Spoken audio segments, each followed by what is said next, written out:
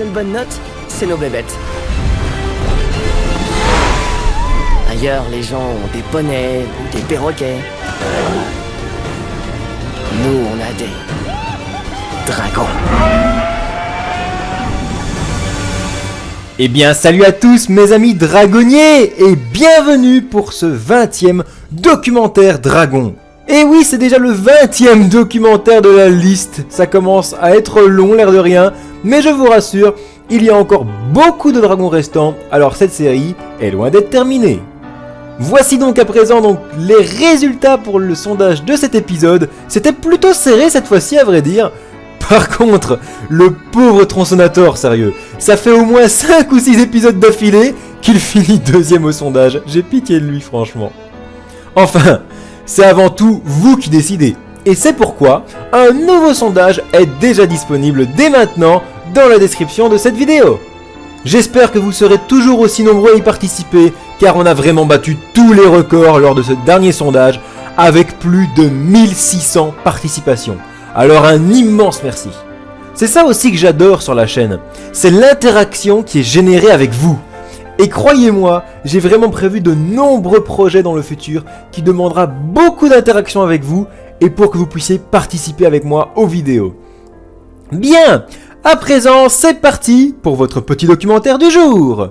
Lors de cet épisode, je vais vous présenter en réalité deux espèces, car ils vont de pair. Commençons par parler des sous-cheftails. Alors, que nous réserve donc ce dragon ? Eh bien, sachez que c'est une espèce très sauvage, qui ne fait que chasser. Inoffensif à première vue, mais en réalité, les sous-cheftails sont des satanés roublards très dangereux. Regarde, ils ont pas fait grand chose, y a rien à craindre. Ils sont une meute de 10. Oui, ce chiffre est bien précis. Et ils travaillent tous en équipe, en mettant au point des plans très ingénieux. Par exemple, l'une de leurs techniques fétiches consiste à ce que l'un d'entre eux fasse semblant d'être blessé pour attirer leur proie.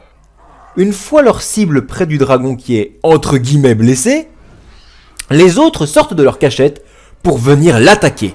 T'es pas blessé ? Oh ! Croque-mou ! Et oui, ils se servent donc de leur physique qui paraît inoffensif pour gagner la pitié des autres afin de mieux les piéger. C'est très fourbe en vrai quand on y pense. Regardons un peu son physique. Il n'est pas très grand, à peine 4 ou 5 mètres. Ils sont tous de la même couleur, un bleu qui semble ne pas varier du tout. Sinon, il n'y a rien d'incroyable dans son physique. C'est un quadrupède qui a une petite tête ronde et le reste est très classique. Pour leur style de combat, eh bien, ils préfèrent de loin les embuscades et encercler leurs victimes grâce à leur grand nombre. Ils sont également très rapides et très souples, travaillant de manière très coordonnée. Nom de Thor, mais ils sont combien ? Ce dragon fait partie de la classe des enflammés. Et pour ce qu'il en est de leurs attaques, eh bien, les sous-cheftails crachent des sortes de boules de feu explosives qui projettent des résidus de lave. Maintenant, ils font des trucs pas très cool. Un type de feu vraiment très dangereux qui, en plus, peut exploser avec retardement et en rebondissant sur des parois. Voilà, ça c'était donc pour le résumé des sous-cheftails. On va y revenir un peu après. Mais avant cela, je dois à présent vous parler du cheftail, le grand cheftail.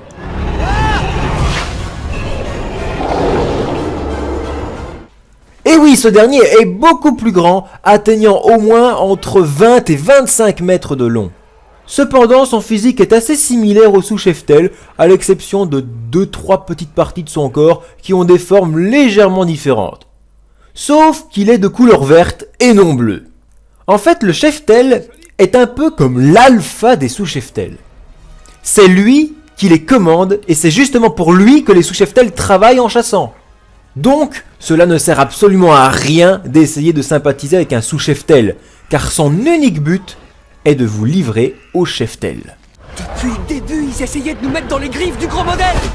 Pour rappeler les sous-cheftails, il va pousser une sorte d'onde extrêmement puissante comme le font les 1000 tonnerres, ce qui peut littéralement vous rendre sourd si vous ne faites pas gaffe. Mais cela ne dérange pas du tout les sous-cheftails car c'est juste un signal pour eux revenir auprès de lui. Suite à ce rassemblement, les sous-cheftails viennent se positionner tous les 10 sous les grandes ailes du cheftail en s'y accrochant.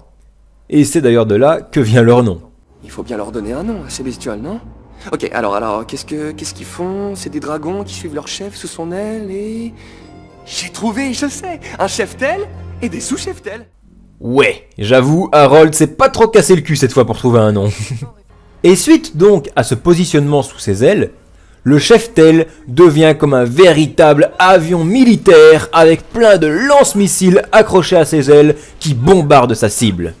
Ouais, autant vous dire qu'il vaut mieux très vite se mettre à l'abri, car personne ne pourrait esquiver tout ça. Et ils ne vous lâcheront pas d'une semelle tant qu'ils n'ont pas eu ce qu'ils voulaient. C'est dingue ces dragons, ils s'abandonneront jamais. Et les fuir en fait ne marcheraient pas, étant donné que les sous-cheftails sont très rapides. Ils vous rattraperaient sans problème. Ce qui n'est pas le cas du cheftail, qui lui est plus lent et beaucoup moins souple. Le cheftail n'est pas aussi rapide ni aussi agile que nous. Parfait, ça nous donne un avantage. Mais du coup, pour vous livrer à lui, les sous-cheftails vous rattraperont et viendront s'accrocher aux ailes du dragon qu'ils ont pris pour cible afin de le ralentir et permettre au cheftail de le rattraper. On n'arrivera jamais à les semer comme ça. Donne-moi une seconde, je vais trouver une solution. Alors la solution, eh bien, se cacher et trouver un bon plan. Ouais, t'as raison. Ce qu'il nous faut, c'est un plan. Ok. Ouais, j'ai trouvé aucune idée. Ce qui n'est pas si simple que ça à trouver quand on pense à tout ce dont ils sont capables. Et évidemment, ceux-là, ils sont plus rapides que nous. Sans compter qu'ils sont malins. Et en plus, ils travaillent tous en équipe. Mais comment on peut les battre? Mais sinon, de ce qu'on a pu en juger, la meilleure solution, c'est de les séparer pour bouleverser leur organisation.